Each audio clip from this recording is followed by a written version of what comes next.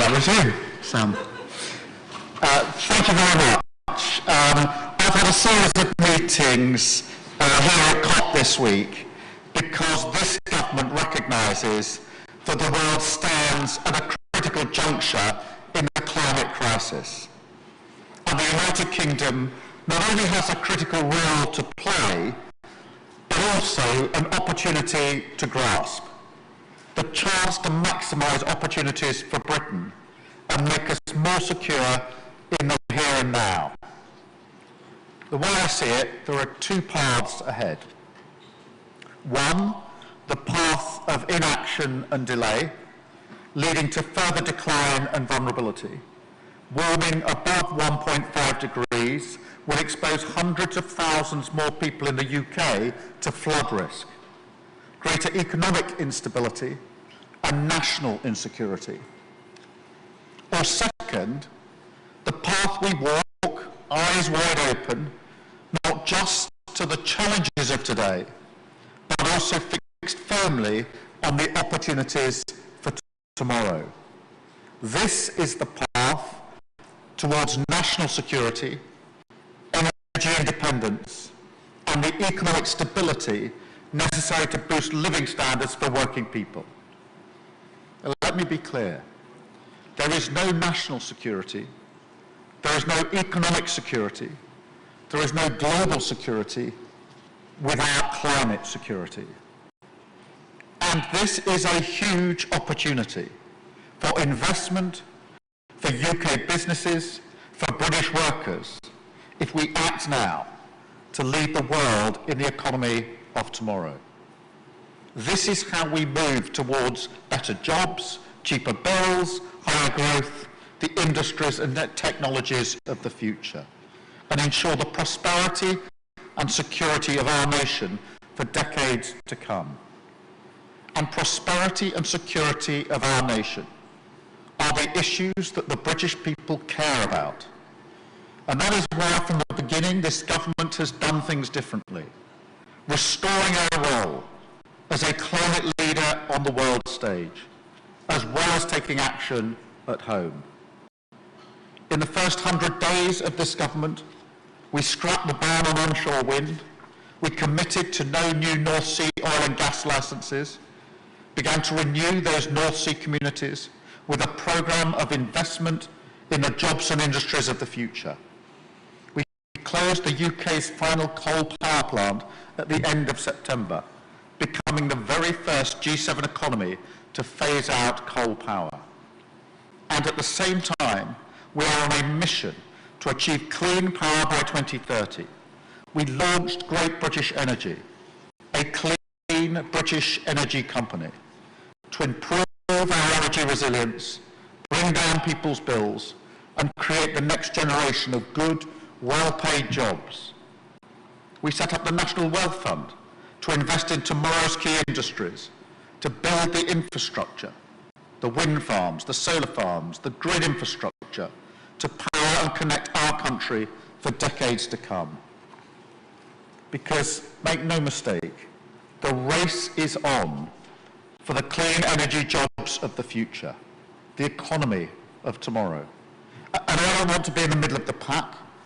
I want to get ahead of the game, whether that's with carbon capture in Teesside and Merseyside, where last month I announced funding for carbon capture, utilisation and storage projects that will create 4,000 new jobs using the skills of oil and gas communities as we accelerate towards net zero.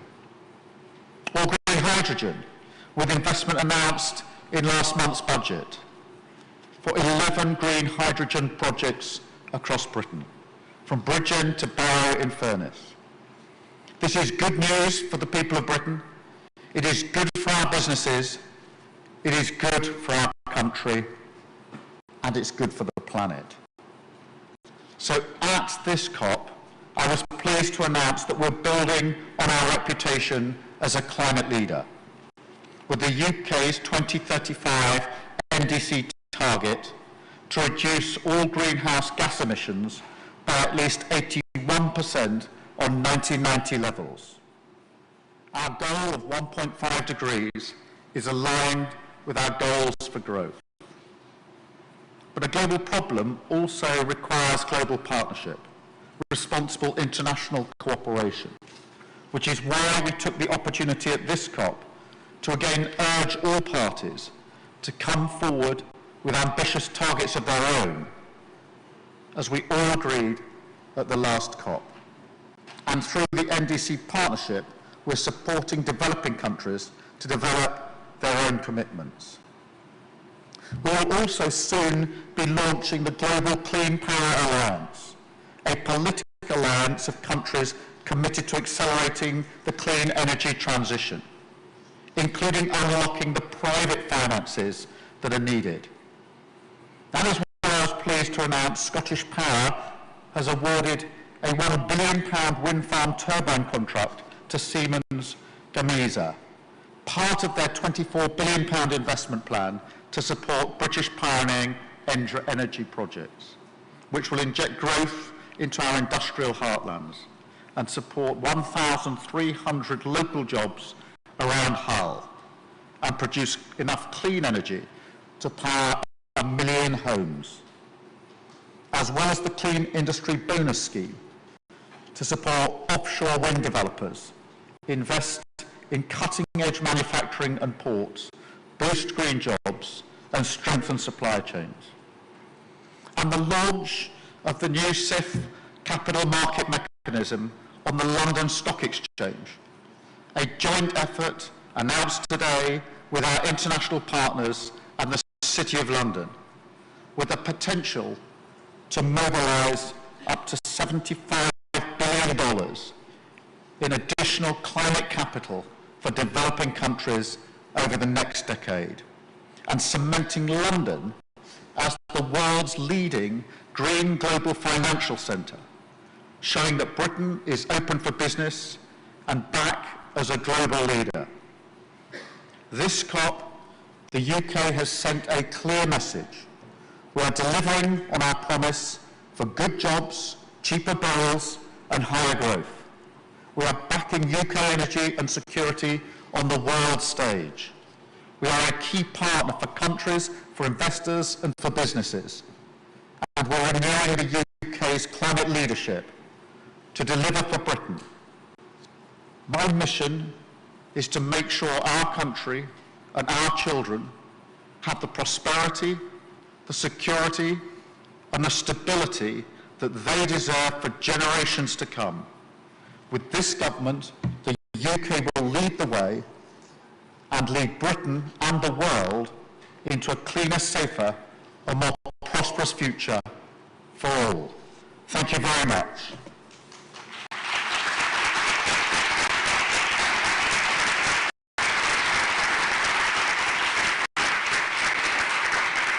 I'll now take a series of questions, starting, I think, with Alex from the BBC. Alex. Prime Minister, thank you. Alex Forsyth, BBC. You've set out this ambitious target on emissions, but you've not really set out how you're going to get there. What is this going to mean? Is it fewer car journeys, fewer gas boilers, more expensive food? What is the potential cost to people? Well, we've set out the target, which is an important, ambitious target. What we're not going to do is start telling people how to live their lives. We're not going to start dictating to people what they do, but we are going to be clear that that involves hitting the Clean Power 2030 mission that we've set out, one of the 5 big projects of government. That is vital. So we will hit that. It is an ambitious target, it's a realisable target, but it's not going to be one in which we tell people how to live their lives. Thank you. Anushka.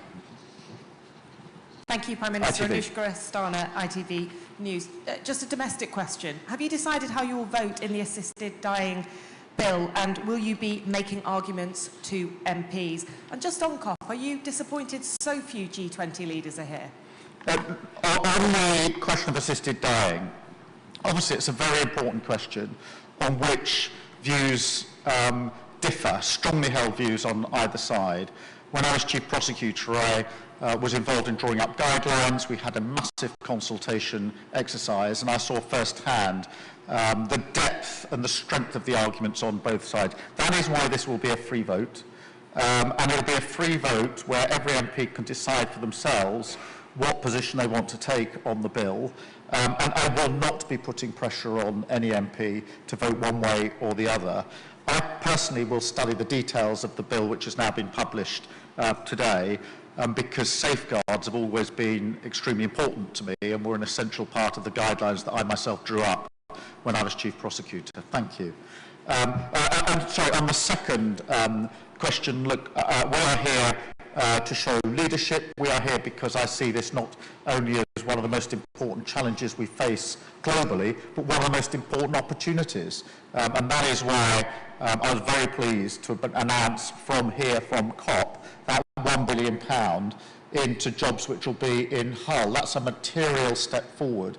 I remember giving speeches not many years ago when I was railing against the fact that if you looked at our onshore wind farms, particularly in Scotland, none of them were made in the UK, and we are turning that around with the announcement that I made today. So these are some of the opportunities that are measured in good, well-paid jobs for many years to come. Sam at Sky. Thank you, Prime Minister. Sam Coates, Sky News. Another domestic question. I just want to know whether you think that Justin Welby should resign as Archbishop of Canterbury, although I guess you're not going to answer that question directly. So I want to also ask about the big principle here. Do you think that people in public life who fail to intervene when they're alerted to potential criminality should face consequences? Do you agree with that principle? Let me be clear. Of what I know of the allegations, they're clearly horrific in relation to this particular case. You know, both in their scale and their content. And my thoughts, as they are with all of these issues, are with the victims here, who have obviously been failed very, very badly. I'm not, you know, it's a matter in the end for the church, but I'm not going to shy away from the fact that saying these are horrific allegations and that my thoughts are with the victims in relation to it. I think that's very important. Thank you, Sam. Chris from GB News. Thank you, Prime Minister. Also a domestic question, if I may. On your inheritance tax plans for farmers, John McTernan, a former aide to Tony Blair, of course the Labour Prime Minister, says your party wants to do to the farmers what Thatcher did for the miners. It's an industry we can do without. Is that what you think about farming? No, I totally disagree. I'm absolutely committed to supporting our farmers. I said that before the election, and I say it after the election. That is why in our budget last week, I was very pleased that we're investing £5 billion of our budget over the next 2 years into farming. That is really important for our farmers, and I will do everything I can to support them, because I think it's essential that they not only prosper, but prosper well into the future. So I totally disagree with those comments. Thank you, Chris. I go to Max at the Times. Thank you, Prime Minister. The document that your new emissions target is based on explicitly says that about 10% of the reduced emissions will come from reducing demand for carbon-intensive activities, including meat and dairy products, and reductions in travel. You've said you won't tell people how to live their lives, but is it really possible you can hit the target you outlined today without any changes to how people live their everyday lives? Yes, of course it is. The target is my target, and the plan is my plan. I'm not borrowing from somebody else's plan. The target is, as I've set out today. I don't think that as we tackle this really important issue, the way to do it is to tell people how to run their lives and instruct them how to behave. And I'm not going to do that. I made a commitment before the election and shortly after the election that we'd be a government that trod lightly on people's lives. And I'm not going to now go around telling people how to live their lives. I do think that the single and most important milestone in hitting the target we've set out today is Clean Power 2030, which I know is tough. We set it out because we knew it would be tough. I'm absolutely sure we can do it, and we're fully committed to doing so. Thank you very much. Hugo from I. Thank you, Prime Minister. Hugo Joe from the I newspaper. as well as climate, you've had talks this week on Ukraine. The incoming US President Donald Trump and his team have expressed a wide range of different views on the war in Ukraine. You're a strong supporter of Ukraine's right to continue defending itself against Russia. What is your message to Donald Trump about what stance he should take on this conflict? I'm not going to start sending messages to the President-elect, but I'm very happy to be very clear about what my own position is, because it's been my position since the very start, which is that we strongly support Ukraine in the face of Russian aggression. And I'm very proud of the fact that the UK has stood firm in that commitment throughout the duration of this conflict. I now think that we need to put Ukraine in the best possible position as we go forward, and that has been the centre of the discussions that I've been having with other leaders in recent weeks. So strong support for Ukraine, want to put Ukraine in the best possible, strongest position as we go forward.